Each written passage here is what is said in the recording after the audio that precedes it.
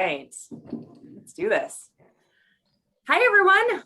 My name is Lindsay, and I'm hosting today for our virtual Saison Day event here. And hopefully we never have to do one of these ever again. But we are so excited to have you joining us here today. I'm actually joining you from our tiny house on site here at the brewery. And I just wanted to really quickly thank you all for joining us, raise a toast, drink a delicious beer. We are going to be answering any questions you guys have. So feel free to shoot them in the chat and we'll get to them. But real quick, Saison Day itself at Allagash is a completely invented, made up holiday that we decided to make up because we absolutely adore Saisons here at Allagash Brewing Company.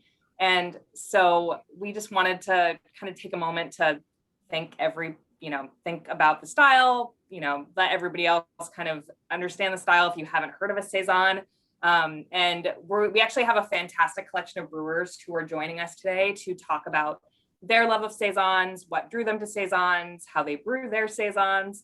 But I'm actually going to start off with our very own Jason Perkins, our brewmaster, to kind of talk a little bit about his love of Saisons and kind of how we approach them here at Allagash. But before I do that, let me introduce the other folks too. So we've got Averie Swanson from Keeping It Together. Hello. We have Khris Johnson here from Green Bench. I believe he's here with us. Oh yeah. I'm right here. Sorry, I was on mute. What's up, y'all? Awesome. Great. Thanks for joining us today. We've got Matt Levy from Threes Brewing. Hello. Hello. We've got Mike Fava from Oxbow Brewing Company, also here in Maine. Hello, everybody. Awesome. And of course, Jason Perkins, I'll let you take it away and talk a little bit about Saison Day. Cool. Yeah. Hey, everybody. Thanks for joining us. Yeah, like Lindsay said, we just kind of created this holiday just for total fun. As Fava said before we went live, there's a holiday for lots of things. Why shouldn't there be one for Saison Day? I think that's a very appropriate statement. But we did recognize we at Allagash love the style. I think many brewers, certainly this panel, love it as well.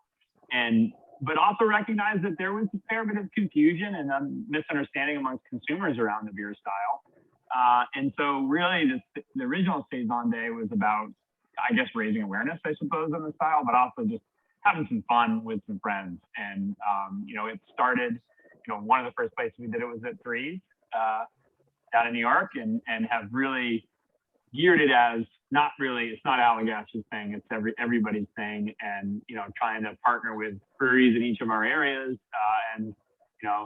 We've had fun with I've definitely hung out with Mike on Saison Day. I've hung out with Matt on Saison Day, Averie in Chicago back at a couple years ago. And no beer in Florida yet, but when it happens, we'll be hanging out at Chris's place as well. But yeah, just our way of just celebrating a wonderful style, wide-ranging style of beers. So that's where it kind of came from.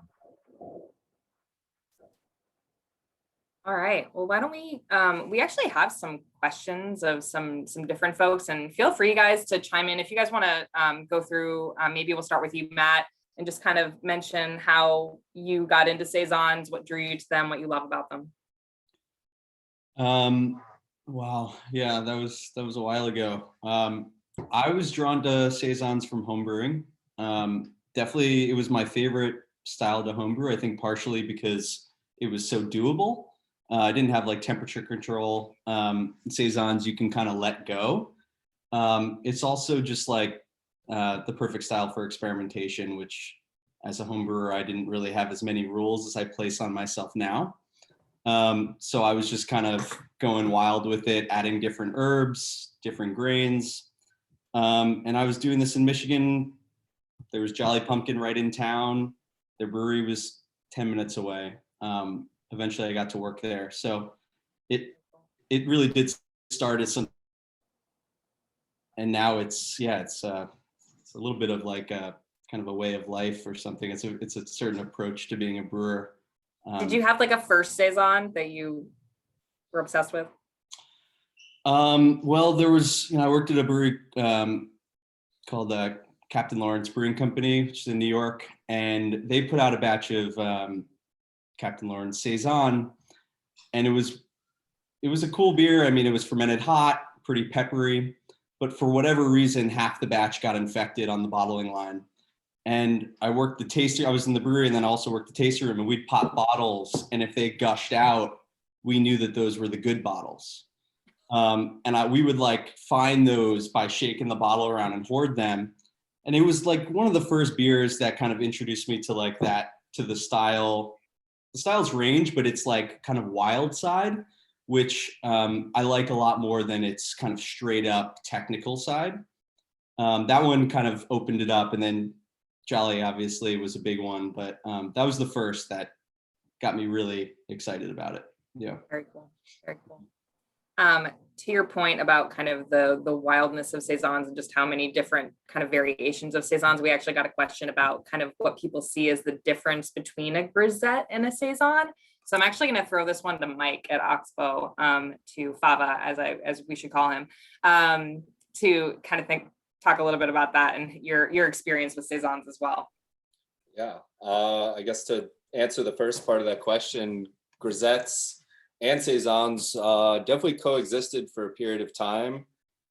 In fact, some breweries released beers called Grizzette and Saison out of the same brewery, which is interesting. Generally, Grizettes are lower ABV.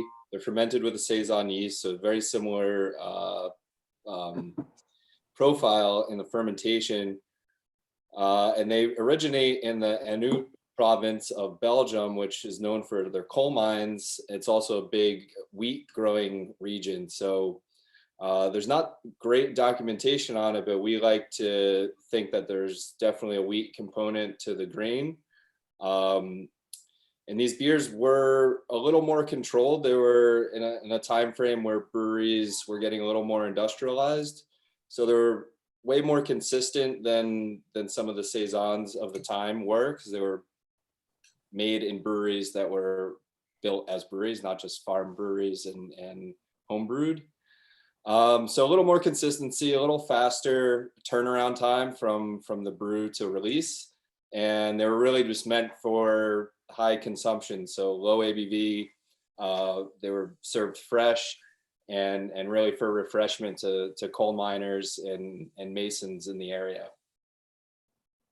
So, and the second part. Like yeah. And what about, what's your favorite? What's your go-to? Do you have a? Wait, Mike, do you think an aged Grizzette is not a thing? Does that not exist? I've drank some, but I think it's getting away from maybe the origin story of it, where they were made fast and consumed fast, and not Everybody drink your 2-year-old Grizakas right now. I think that's the biggest difference of a Saison and a Grizzette really is, Saisons are aged beers. There's not many people that were consuming them fresh. They were built to last, built to stockpile, versus a Grizzette was made to serve fresh.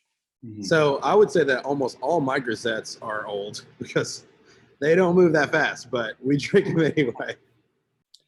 Maybe next year there'll be a Grizzette Day instead of Saison. I do think so. To be fair, so one of the pilot beers I did was Darling Ruby, and it was a Grizzette. It was totally inspired by my obsession with Grizzaka, which is an Oxbow Grizzette. And I will say I have had it old. I've had the cans. It's a 2-year-old beer now, and it does actually taste pretty damn good. I think there's something to the Saison yeast that really keeps things fresh. But yeah, Khris, I think you should take over and talk a little bit about your interest in Saisons too. Absolutely. Well, first, thank you guys so much for having me. This is super cool. Number two, I had to unbutton my thing like Fava. I had to go one more down real quick because he's looking fly. Very similar to Matt's story. I mean, I got into Saisons as a home brewer. They actually, the same way, were kind of my favorite things to make, and kind of for the same reasons. I'm in Florida. I didn't have temp control. I didn't have any ability to kind of, especially right when I got into home brewing, I didn't really have any ability to get below, 70 degrees max. And so they would ferment quickly. They were extremely flavorful. They had tons of character from the yeast. And I started to realize that probably my favorite part of beer was fermentation. itself and of brewing. And yeah, that's kind of how it started for me. And then when we opened Green Bench, we opened in 2013. You got to think too, like Florida in 2013, not much going on here. As Jason said, I mean, Allagash doesn't sell beer here in Florida anymore. And when I was getting into beer, they weren't around still. And so it wasn't a thing that I was really exposed to. So it was a lot of discovery. It was a lot of, what is this style? There was no breweries really around. Cigar City was kind of the only big craft brewery around. We had Bob Sylvester here at St. Somewhere in Tarpon Springs making farmhouse ale, but that was kind of the only reference we had. Matt also mentioned Jolly Pumpkin. Jolly Pumpkin wasn't selling beer here at the time. So I couldn't even go to the store and tell you what the hell a Saison was because I had no access to it. So I had to make it to figure out what it was. And then it wasn't until, a few years later, our market kind of grows. We have a lot more Saison available on the shelves, but that didn't happen until after our brewery opened. We opened in 2013. There were no Saisons really around. Some breweries dabbled in it, but it wasn't really a thing. And then that is true. Saison Du Swamp. So Saison Du Swamp, Jane McConnell just brought it up. Saison Du Swamp was a beer from Swamp Head in Gainesville. So that was a beer that they had every once in a while, but they would release that beer once a year. And it was in bottles. At the time, their brewmaster, who then went on to open another brewery, a Belgian brewery in Ocala, Florida, he was making that. Saison Du Swamp's fantastic. It's very, very inspired off of just like heavy Belgian sort of fermentation, like really bubblegum, dry, effervescent, all those things, but very kind of that note was very bubblegum and fruity. Whereas Bob Sylvester was a little bit more wild, funky. He tried to embrace Brettanomyces, which was non-existent really. I had to make all the Brett beer that I ever consumed at my house. So we opened saying nobody's making Saison. We love this style. Let's do it. So we were the first brewery in the southeast of the country, I believe, to have a foeder, which is not a big deal anymore. But we started doing 100% oak fermented farmhouse ales in the custom built foeder. We actually had it made up in Canada. Okanagan Barrel Works, I think they're actually defunct now. So in British Columbia, they did a 75% French oak, 25% American oak staved foeder for us, like a 25 hectoliter. And so we would do single batch sort of Saison. And I was really, really intrigued with French Saison, specifically anything that I had from Thierry. Now you got to think as well, anything I was having was really old, right? So everything was somewhat caramel at the time. And it had oxidation pretty heavily. And so I was trying to put the pieces together based on the stuff I was making at home and then some of the stuff I had access to, but not really knowing, what, really was probably fresh ever. And so we started making Saison de Bon Ver, the first beer we released, and the day we opened. And then it just snowballed, man. We just kept making farmhouse ales. I started traveling. Got up to Allagash, got it to try a ton of beers there, which, I went to Oxbow actually with Fava. So he drove me around all of Portland and showed me everything around town, which is dope. And we drank a ton of beer and danced and ate. And yeah, it was rad. And then, traveling to Europe, then learning more about Saison, Jester King when Averie was there, going there, talking to her and Jeff and Jarrett, and just learning as much as I absolutely could. And then, eventually it turned into something where I had a better context. And by that point too, we finally built a market enough to have beers sent to Florida. So then which was rad, because the first thing I actually did was I developed a festival called Foeder for Thought. And so we started bringing in beers or asking people to send beers in. I remember the first year I was sitting in my office after brewing a long day, and I was the only person working production because we were not even a year old. And I emailed Jason actually, and I said, hey, we're doing this thing, just trying to expose people to it. And he sent me down a case of FE13 to try, and I got to have a little VIP section where they got to try some stuff with me, which was huge. I mean, I was I got up off my desk, I was just yes. Everyone's what's wrong with him? I was so excited. So we basically built this festival to try to expose our consumer to a style of beer that they just had never heard before. And then you fast forward, now we have a lot available here in Florida. We were able to open a whole new facility, Web City Cellar, dedicated to sort of fermentation forward beers that I'm sitting in now. And it still has continued to be, even through all that process, probably my favorite beer to kind of make and to drink because it's just perfect for hot Florida. Thank you for that, Khris. Yeah, I feel like it's easy for people to get confused about saisons because it can be so many different things. And I think Carla had a question about saison variants. Like, what's the weirdest ingredient or process you've used to make a saison? And Averie, I think you should take this one and maybe use that to segue into kind of your experience with saisons. Yeah. That's a good question. I've used a lot of different ingredients and continue to use a lot of kind of weird ingredients. Most recently, I did some like maple roasted carrots and threw those into a beer, and it's got some spent fernet botanicals from a distillery here in Chicago. So that's kind of in tank right now. So I'm really excited about that one. I don't know. I've heard of all kinds of weird ingredients being used in saison. And it actually is a really good segue into why I love the style. It really is a blank canvas. You can do so much with it. It has such a kind of broad range of style parameters if you want to look at it from kind of the technical definition of what a saison is.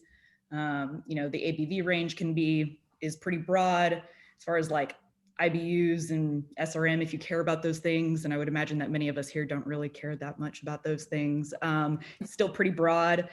So for me, saison is fantastic because it really is just like you can do so much with it and you can explore so many different things. All of the beers that I make currently are mixed culture saison. So though I know clean saison is very much a thing and I appreciate those beers out there for sure. I don't know, being able to play around with the fermentation profile and with the organisms that are in my culture, I find to be really fun and exciting. If I were to think back on kind of the first beers that I was lucky or fortunate enough to experience in the style category, I would have to give my sincere gratitude to Ron Extract, formerly of Jester King, who's now out at Garden Path in Washington. He worked for Shelton Brothers for a really long time and brought in, Shelton wasn't bringing beer into Texas, I don't believe at the time when I first got started at JK. But Ron was having like personal pallets shipped to the brewery for himself and for the rest of us. And so, I got to try a ton of like Blaugies and Thierry. And I remember from Oberon, which is in France, Cuvée de Jonquille was probably my favorite beer. And I would say it's probably up there for me. It continues to be one of my all-time favorite beers. So. Well, we've got a couple of really technical questions, but Jason, maybe you can address this one that is just super basic. Aside from the yeast, what makes a saison a saison? Not really a simple answer, but I'll give it my best. Do your best. It does get to kind of what I love about these beers.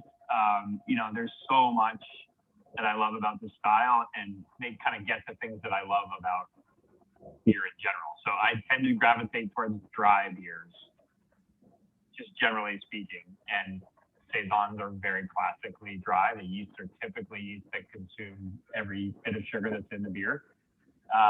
So that's a big part of it. I really love beers that are very yeast expressive. That's very much in line with the beers that we make here, but it's also in line with my preferences as well. Certainly love a good hop forward beer as well, but I really love beers that can be simple in construction, but very complex and especially an aromatic profile that you can really get. And saisons absolutely fit that mold.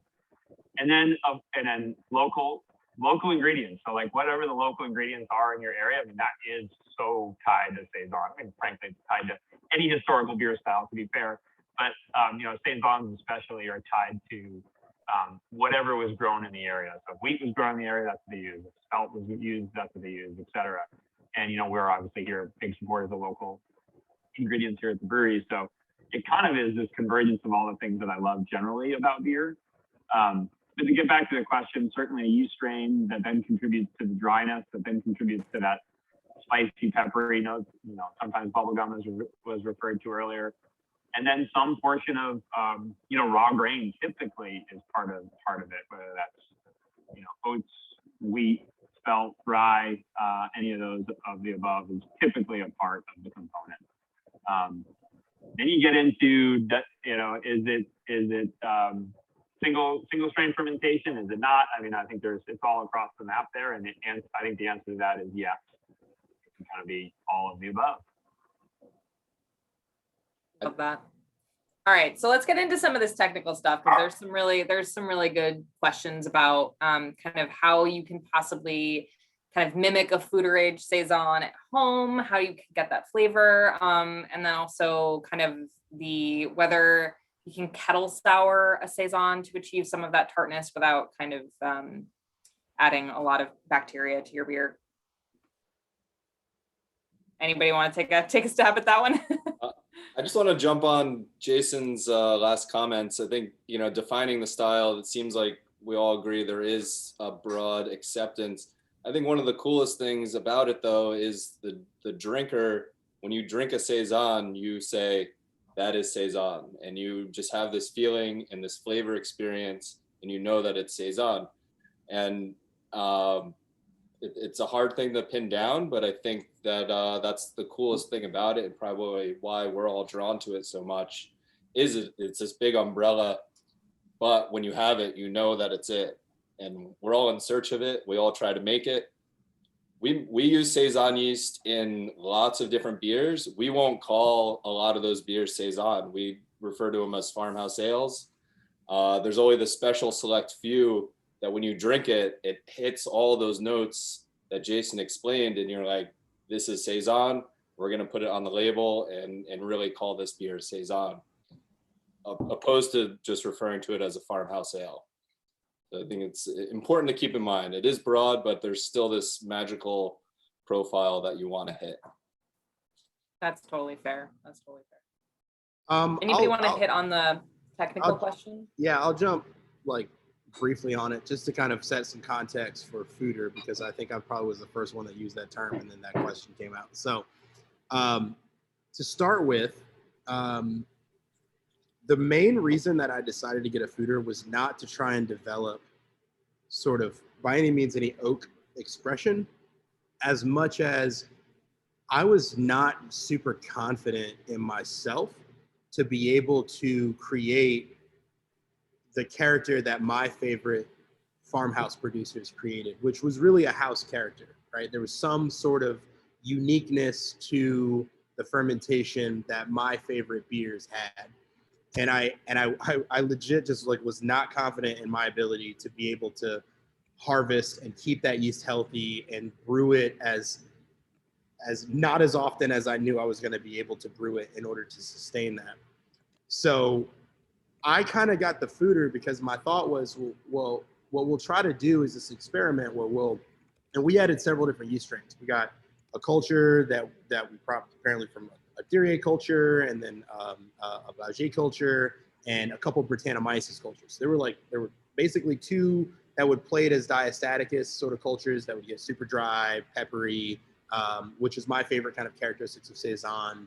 I like the bubblegum character, but just not as heavily and not as fruity. I prefer more of the spicy sort of phenolic character. And then Brettanomyces, which I just absolutely love, different Brett cultures. I was more confident in using a foeder because I could sort of let the yeast kind of live in that environment. The fact that it could breathe slightly, that it was porous, that it could colonize, that was actually more important to me than trying to create a flavor from the foeder itself. I guess by proxy, I'm using the foeder to create and develop, hopefully, a house culture, a thing where you can pop it open and pour that beer and say, that's a Green Bench beer, right? I wanted to have an identity, a fingerprint, some kind of stamp that said, this is Khris's beer, this is the Green Bench's beer, right? Now, with that said, we do other beers that are sort of single isolate cultures. We'll do those in stainless.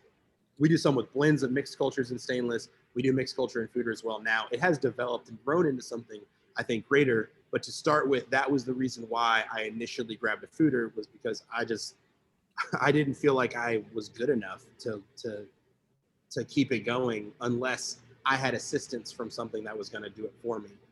For example, our Grizzette is 100% Brett fermentation. And that is two Brettanomyces cultures that we blend together, a 50-50 blend, and we ferment in stainless. And eventually I got confident enough to be able to repitch and, propagate and all that stuff. But going into production brewing, I just didn't think I had the ability to do it. And I had worked a year at Cigar City and a little bit before that, another spot too. But these were not beers that were being made here. So I wasn't trained or understood how to do it well enough. So that's actually why I did it the way I did it.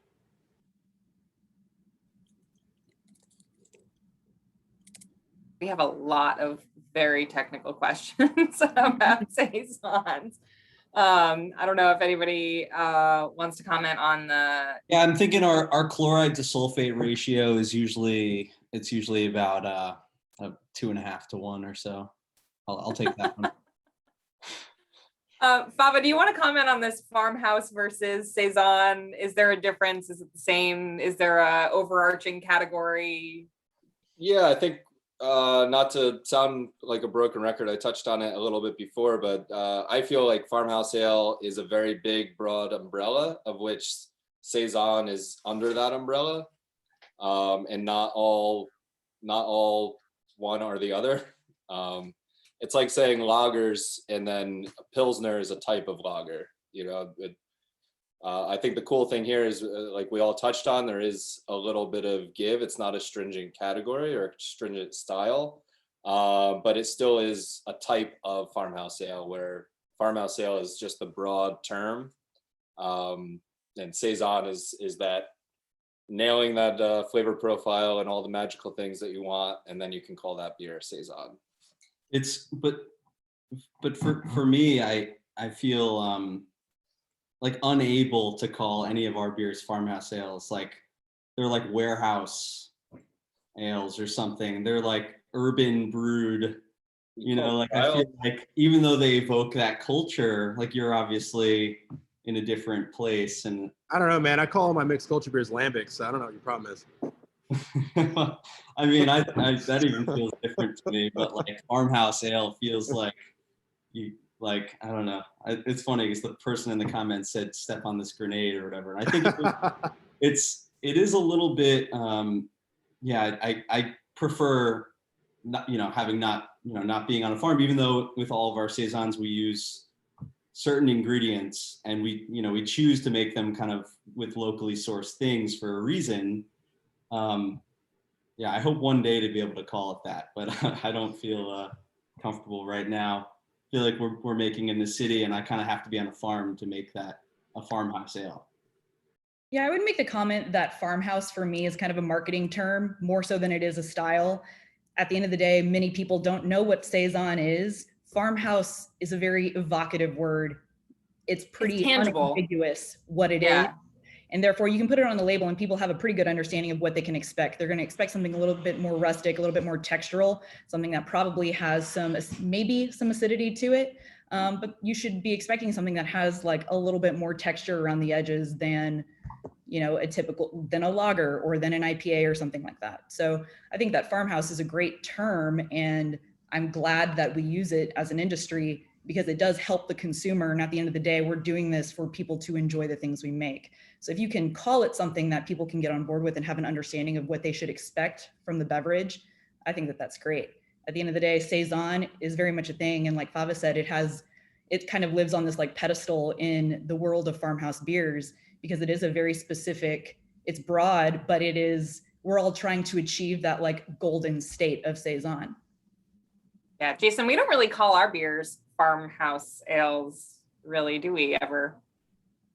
No, it's something we've talked about a lot. We've had some of these semi-joking, semi-serious conversations about, well, we don't have a farmhouse. Your father's got a farmhouse, so you can use that term, kind of, right? But in all seriousness, Averie's point is really valid. Like, saison is a very confusing term unless you're really in the weeds of brewing. And farmhouse ale, you may not know what it means, but it evokes an experience. It evokes something to the consumer.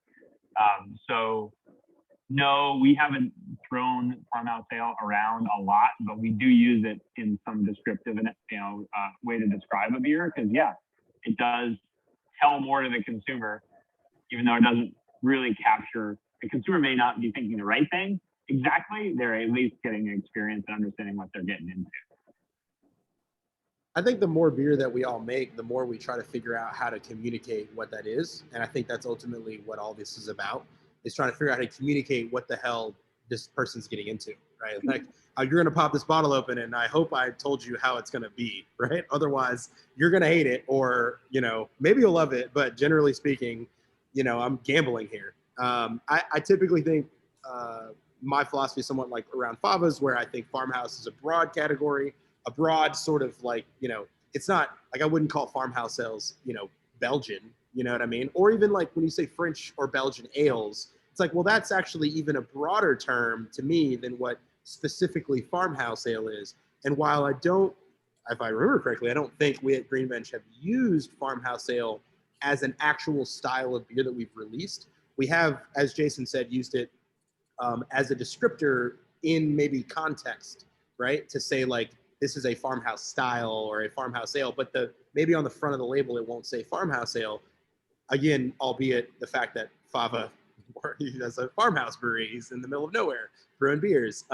That's not something we have. We're in an urban downtown environment here. So to that point, so I think there's a huge sort of gray, almost Grizzette-like area that is, you like that? You like that, Averie? I did like that. I saw that. That's good. So I think there's a lot to be said on both sides of that, but I think that I do my best to try and not hold back when I'm trying to discuss something to the consumer, because it's really easy to start using blanket terms just to kind of like move it on to the next thing. And I've done it before. I've done it where I'm just like, oh, whatever, just call it this thing, they'll get it, and it'll be the easiest thing to do.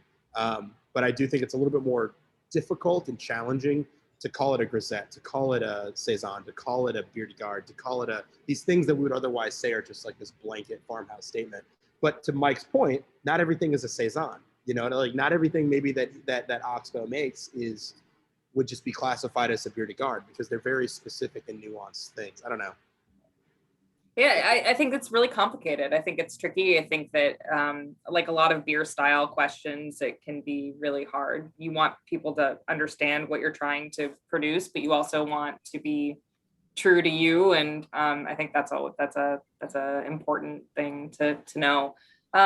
Or we had a couple questions earlier about Saison yeast strains specifically, like what types of yeast strains you like to use, what and why, maybe. If you guys want to chat a little bit about that.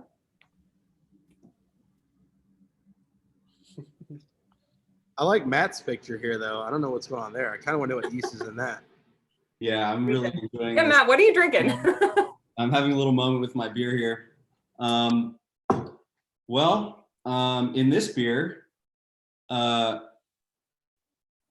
this is like a brewer-only edition of table beer, which is in this green bottle. We released a batch last year that was in brown, but in this we use kind of our house Saison yeast as a blend of DuPont and Brett C. And that Brett is I think essential. And for the most part, in the beginning we ferment on the colder side, and then we notice it's like now teetering over the edge. I don't even want to drink it. I just want to watch it. We noticed that the beer kind of develops a ton of important character with time. So our table beer is now, it used to be like it's like a 4% Saison. We have it on draft all the time. You can come to Threes and find it anytime. It's supposed to be like, don't think about it. It's kind of like our Belgian Pilsner or something, like something that you don't really need to worry about and just like enjoy and throw back. But we saw a huge difference between like 3.5 weeks and 6 to 8 weeks. And a big part of that is the Brett working, and also the DuPont strain kind of leveling out some of the bubblegum character, and that spiciness comes through that we really like. So we do that. We've also brought in the Blaugies yeast, which we enjoy. My favorite part about these beers is kind of the Brett character coming through. So sometimes it's more about rhythm, it is about the strain. And we're trying to coax certain things with time and pressure and some kind of nerdy little brewer things. But DuPont, Brett C, and that's it in this beer. Plus I'm in a wine barrel from Italy. So Okay. Fava, do you want to chime in on favorite? Do you have a favorite Brett strain, or not Brett strain, a favorite Saison strain or Brett strain? You can add that too. Yeah, definitely. Ones you like working with, ones you've tried and haven't stuck. I'm a big fan of the French Saison yeast just because of how dry it makes beers. It really is a hyper attenuator and will bring it down to 0 sugar while still leaving some mouthfeel and characteristics to the beer that make it enjoyable to drink and the perceived body. So that's really fun. It is a challenge to work with if you're used to brewing other types of beers. It hates flocculating down. So say you have a conical tank, it's not going to go down into the cone where you can just harvest and pitch it like you would an ale yeast or even a lager yeast.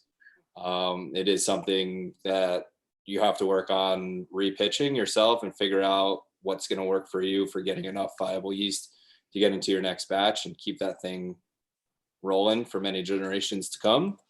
At the same time, it's very tenacious and reliable if you can get the cells, a really reliable fermentation to dryness in a set period of time. So we love French Saison yeast for sure. As far as Brett strains go, there's, obviously Brett B is king, and definitely the Dre variant is probably the most delicious, gives you the most pineapple and tropical fruit more reliably than a lot of the other strains. So yeah, playing with a lot of those 2 things for sure will get you in a good place. That's awesome.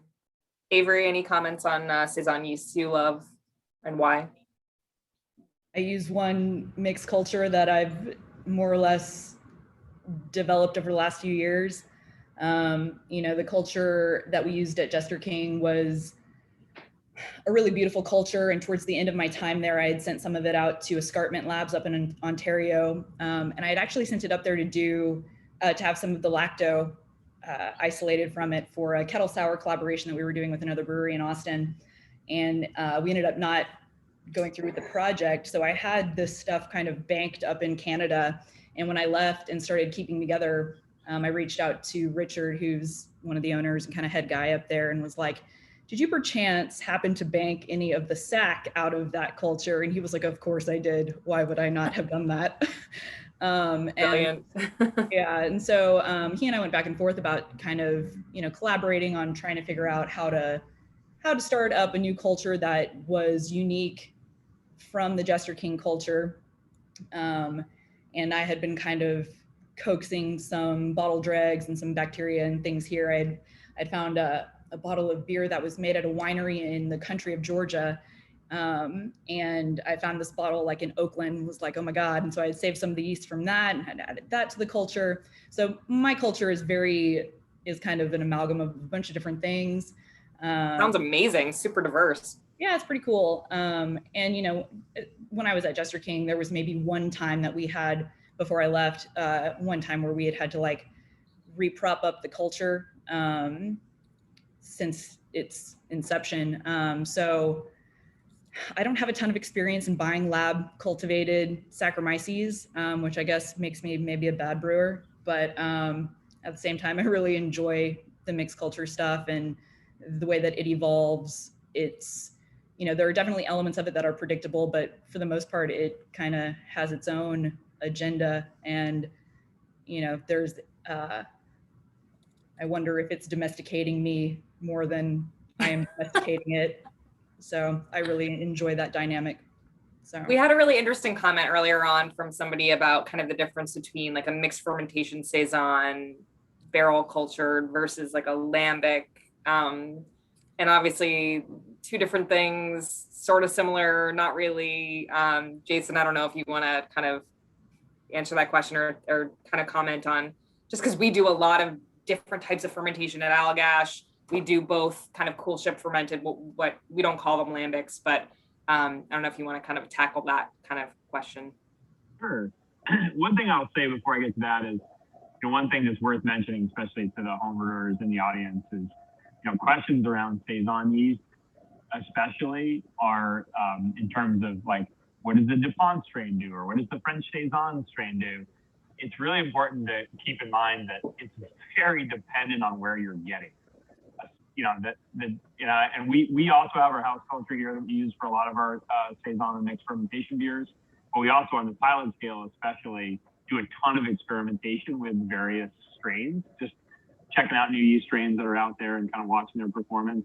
And I can tell you that, if you buy the Dupont strain from four or five different suppliers, you're getting a very different experience in each one of those cases. So some of the allure around that alleged Dupont strain might come from the fact that it might not actually be the same thing. It certainly doesn't perform the same way. So it's just worth keeping that in mind, especially for the homebrewers in the audience, that there's a fair bit of difference in when you're specifically talking about a set yeast strain. Depending on your source, it's going to act really differently. But when it comes to certainly lambic style production, classic spontaneous fermentation has some ties to Saison history, in terms of ingredient selection and in terms of some of the certainly dryness and some of the flavor profiles that come through. But just to keep it super simple, spontaneous fermentation, lambic style beers is all about sourcing your microbes strictly from that atmosphere. So going in a cool ship, letting it naturally inoculate, and you're going to get a whole wide range of mixed fermentation, very, very much dependent on the place, on the area that you are. I mean, I'll just use Fava as an example. I mean, Fava's brewery is 50 miles from us, 40 miles from us, from where you're doing your spontaneous fermentation and where we do ours. And they're different beers. The spontaneous beer that the Oxbow's making is amazing. It's different than ours. And so it's a very much, even in our own state, it's very dependent on time and place. And then with fermentation, with Saison, it's gonna have a Saison strain in it. I mean, that's the defining characteristic of it. And then what's in it beyond that is very dependent on the brewer. So that may incorporate Brettanomyces, may incorporate lactic acid bacteria, and so on. So certainly commonalities there in those two styles, but a lot of differences when it comes to, I guess, microflora and certainly the source of the microflora. Khris, I want to make sure you get an opportunity to comment a little bit more about yeast strains if you feel like you would like to, or even any of this kind of mixed fermentation goodness. I hear you. I talk a lot, but so I would say that typically, as I said, like on our fooder, we have a culture in there. It's a blend of a couple Brettanomyces cultures and then a couple Saccharomyces diastaticus cultures, and that kind of keeps going. So most of our saisons, if you ever find a can of honey saison or a bottle of Saison de Bon Fer that someone was drinking, that's going to have that culture in it. Typically, that's the majority of what we make most saisons out of. Our mixed culture side, similar to sort of Averie, I couldn't even tell you really what's in it at this point. I've been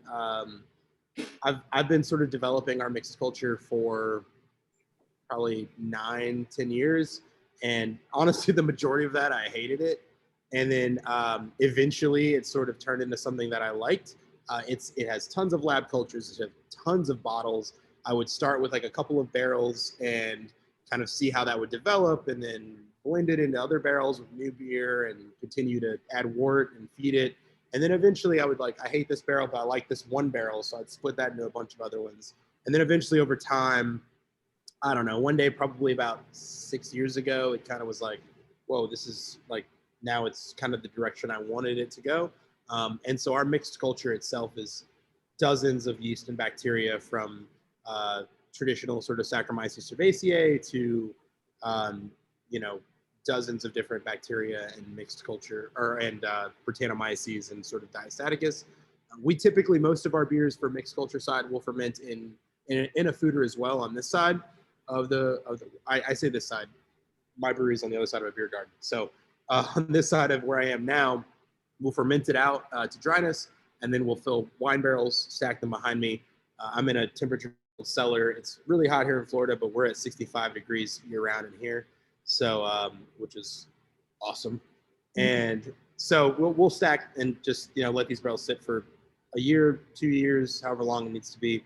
One of the beers I'm drinking today, which is a good topic on that, is Feel the Love, which is our first mixed culture Saison. All of our Saisons have really been yeast driven. We haven't really added, and if you come to Green Bench, we have our colloquialism is really wild means it's going to either be Brettanomyces and or Saccharomyces diastaticus. If we say mixed culture, it has bacteria in it alongside yeast fermentation.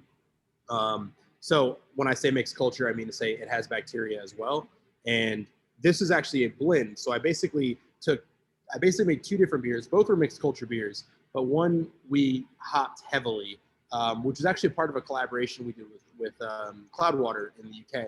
So we did it here. We fermented it with a mixed culture in stainless. We pulled our mixed culture off the foeder, fermented it out. And then because we had a lot of data at this point on when acidity develops, before the acidity sort of reared its head, we dry hop the hell out of it with some sort of newer hops. There's like New Zealand Ricau and a lot of Citra, but to some of our aged hops. We have I think 6-year-old Sterling, that whole leaf that I put in burlap sacks and put in our attic next door in the brewery where it gets hot, and it's been there for years. So we kind of blended all those, dry hopped it, and a lot of those hops kind of stopped the sort of development of the bacteria, which is kind of on purpose to see what our yeast development would be in our mixed culture, because so far we'd only ever really tried to develop it acid forward. And then post fermentation and dry hopping, it tasted great, really nice Saison, but I was like, what would it be with a little acidity added to it? So I hand selected some barrels behind me and then blended it with that beer. And that is actually Feel the Love. So it's actually, and both of those beers are the same base beer. I mean, it was basically Pilsner and unmalted wheat, and then aged hops. And so we blended those together. I was definitely looking for some kind of really hop forward character and specifically aged hop character in them, somewhat inspired by lambic, but obviously not a lambic beer. So we blended those together and kind of added some acidity to taste, basically. So it was probably, I want to say it was 15-20% maybe mixed culture, sort of acidic beer, and the rest of it was sort of just Saison with sort of fresh hops and aged hops. And then we bottle conditioned it. So it has this really nice fruity character in the nose with some aged hop sort of funkiness, green bottle. So there's some light struck character. And then it kind of develops into really farmland, kind of, hay and grass and that kind of very chloroform kind of character. And then develops, it hits acidity and then dries out really heavily on the palate, and you're kind of left again with the hops. So. Does anybody want to comment on, we've had a couple questions now about spice additions to Saisons and whether or not yay, nay, what to add, what not to add, why, kind of just whether it's even worth adding any spices since the yeast is so kind of vibrant. Jason, maybe you want to take this one? I mean, I certainly can start. I can tell you that one of the beers that I'm enjoying here is called Curcuma, which is a beer that we released recently that uses turmeric. And, I think, I'll just talk about this beer in particular. I mean, this beer was a beer that came in through our pilot program in-house with an idea from one of our tasting room staff members, Zoe, and really wanted to make a beer with turmeric because she really liked that flavor profile, and intentionally chose the Saison style because it, she really felt, and I agree, that some of those spicy notes and esters that come through in the Saison fermentation really paired well with kind of the herbalness and herbal/citrus notes from the turmeric. So I think to get to, and I will also note that this is grown by a local farmer, which is kind of a fun thing for us. Not something I thought a year ago or so that you would be able to grow that in our climate, being cold Maine, but awesome organic farmer not far from us who grows it in a greenhouse. And so, it even felt like a better fit, again, like I mentioned earlier, with local ingredients being a big part of the Saison. But anyway, I think specifically to the question of using spices, absolutely. I mean, why not? I mean, I think but even the same goes for hop selection for a beer like this. it's got to be something that's going to pair well, not overpower what you're getting. That stuff. Otherwise, you're going to make them a spice dominant or hop dominant beer. So, but yeah, I'd certainly be curious what the rest of the group thinks. But I think absolutely the right spice for sure. Yeah, I'll piggyback on that because I mentioned earlier that I use a bunch of kind of weird ingredients and spices and such. At the end of the day, my goal is to create something where you should taste it and not necessarily be able to pick out the adjunct ingredients. I don't necessarily want people to be like, oh yeah, the saffron in here is like super strong. And granted, saffron is something that like really you just need a little bit and it goes a long way. But each brewer is different, each culture is kind of different. And you kind of need to experiment with like how your yeast will take on the spice, depending on what you're using. Some of them work really well and others, there's like a crazy clash. So yeah, it just kind of depends on like the final beer that you're trying to achieve. And I personally am of the opinion that like you can always add more, you can't always take what you put in out. So I usually start out with a pretty small amount of spice. If I can't taste it, I might try another addition. If I can't taste it at that point, it's not supposed to be there. I've been told that I'm a little more woo-woo when it comes to the fermentation management. And that doesn't necessarily upset me. I don't know, I'm kind of like, if I wanted to use this ingredient and I really wanted that character to shine through, I would have put a fairly heavy amount of it in there to begin with. But again, if it's overshadowed by the fermentation profile or by the hops that I've used or whatever, it kind of is what it is. I've also kind of come around to finishing beers with flavored syrup for conditioning in the bottle. This is something that I did a little bit at Jester King for some like special one-off like gravity kegs and things like that. But it's something that I've taken to doing more regularly with keeping together beers. For me, adding like a flavored syrup, using honey or dextrose or whatever my priming sugar is. I can add like basil or I can add saffron or vanilla at the time of priming sugar addition. And a lot of the aromatics are retained in the package as opposed to being blown off during fermentation in the tank. So that's kind of a weird workaround. But I feel like it would be something that for a home brewer would be fairly easy to do if you're curious about trying to increase that flavor profile of your spices or adjunct ingredients. Matt, Mike, do you want to chime in on spices at all?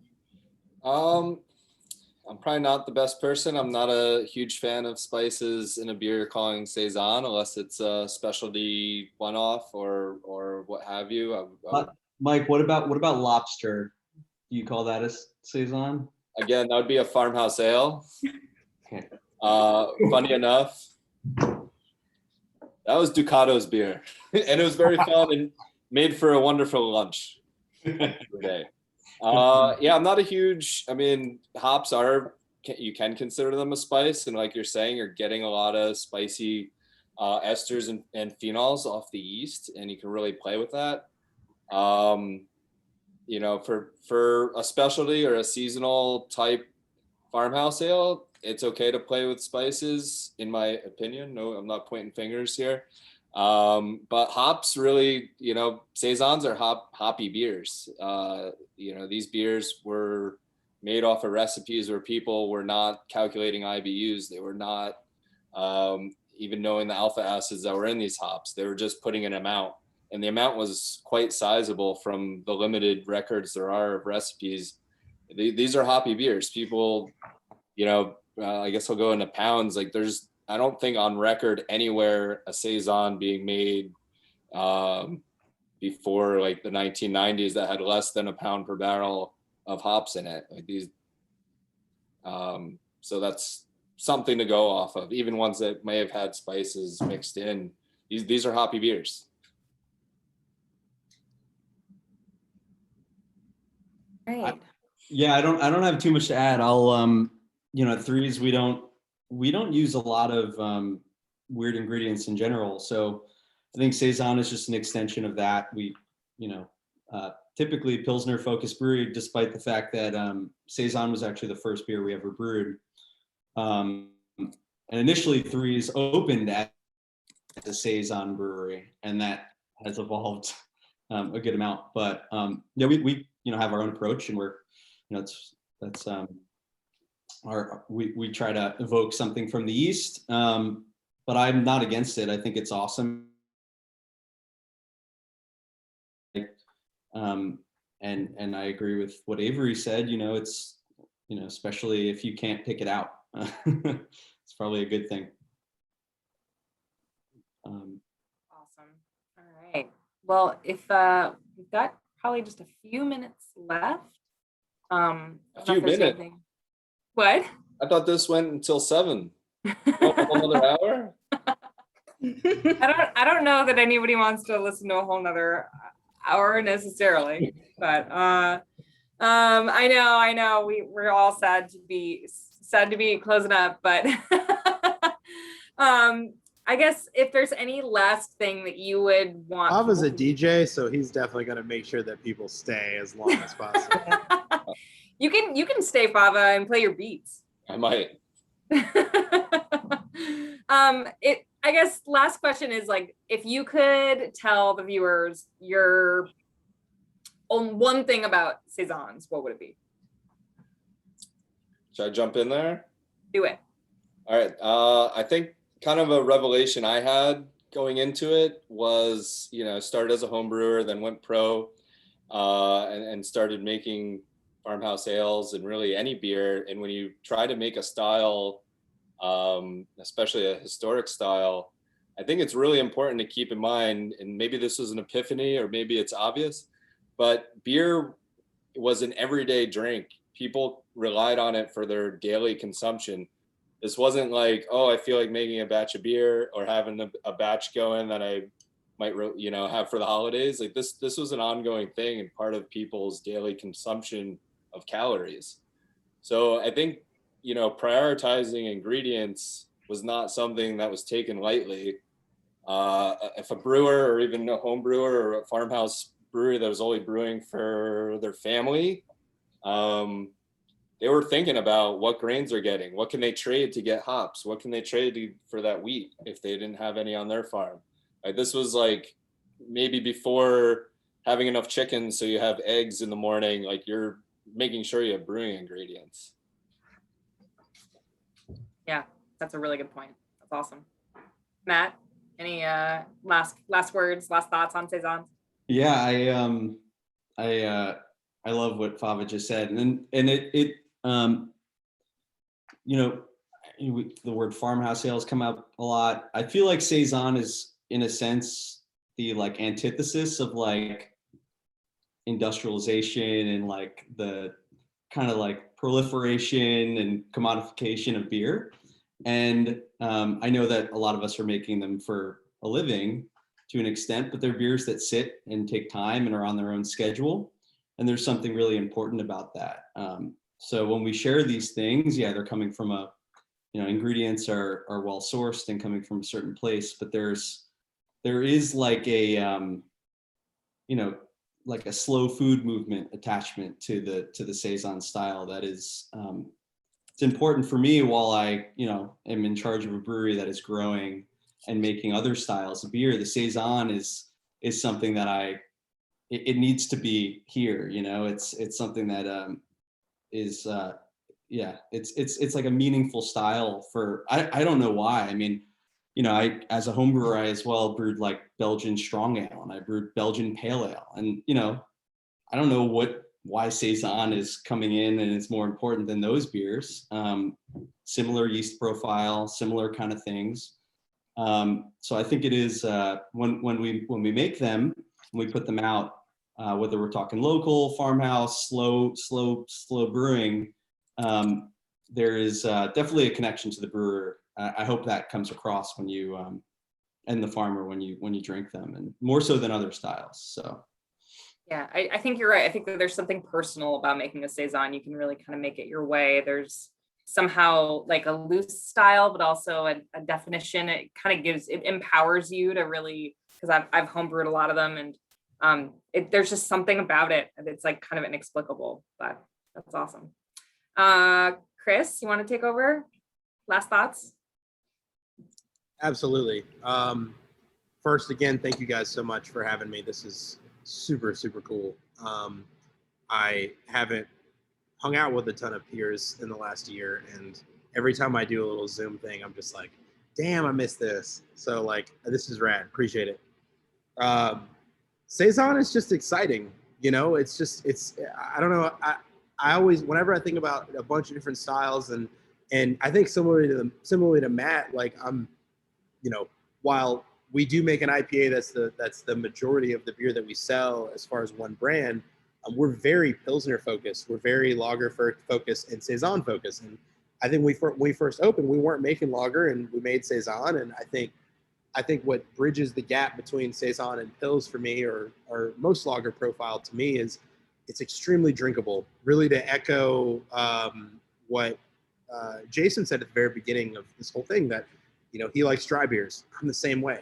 I love beers that are super dry. I love beers that are yeast expressive. I love beers that when I'm drinking them, it's not a struggle to drink them, but it's exciting to take the next sip. There's something there that's keeping me locked in. I can be having a conversation with somebody with a Saison in my hand, and I'm listening to you, but my mind is also thinking about what the hell I just smelled last time and what I just tasted on my last sip. And like, whatever. My wife is pissed off about it, but like I'm sitting there like sort of listening, but I'm mostly like drinking, and that's the deal. But at the same time, it's like that is actually what I got into beer for, right? Was this experience and this sort of development. And I think when I drink something like Le Vermontoise that I'm drinking now, my God, I there are a few beers in the world that make me like feel like I cannot wait until I smell it again. I cannot wait until I drink it again, because I'm almost fooled into thinking, no way that shit tasted the way it just did. Like there's no way. And every time I drink it, I discover a new one. So it just keeps me going. So I think Saison is just an exciting style. I think that's why I like it so much. And it's a tough thing to enunciate. So I think that's one of our biggest like hurdles in the world. It means season in French. I know, right? A French word. So we're like, no one cares. But I think that if people like, I think especially here in Florida, as us being maybe potentially a focus group of it, in a wasteland of beer, let alone a wasteland of sort of fermentation forward, if not specifically Belgian style beers, in that microcosm of Saison, we have developed a market that more and more every single year is so much more excited about the style than they were the previous year. And I think without that, I'd just be, I'd be just alone drinking it in the corner still. But without that, I wouldn't have people to talk to about it. And I think that Saison is just like, it's like a wave of my favorite part of beer, man, which is just fermentation. It's hands down my favorite part of beer. I love hops. I love malt. We could talk about water profiles, but man, fermentation is just like the most intriguing part to me. So yeah, that's why I love it. All right, Averie. Man, Thoughts? how am I Final supposed to thoughts? follow up? Good luck, Averie. I mean, truly, I think Khris really encapsulates it really, really well. And this is something that, as a person that makes exclusively Saison, which might upset Fava, because not all of my beers are 100% Saison as we have defined it on the pedestal. But like Saison, the story behind it, it is a very romantic notion, right? There's like this story of farm hands, and it's very resource driven. And at the end of the day, as a brewer, I am using ingredients that other people have modified. They've grown it, they've processed it, whether it's malt or hops. It has been touched by many hands before it gets to me. And I feel a great responsibility to translate the passion and the love that those other makers had when they handled the ingredients. So for me, Saison is about texture. It's about drinkability. It's about preserving the soul that went into the ingredients and creating a product, a final product that has soul to it as well. Yeah, I don't know. I think that I use texture as a kind of a holistic word for the drinking experience of a Saison.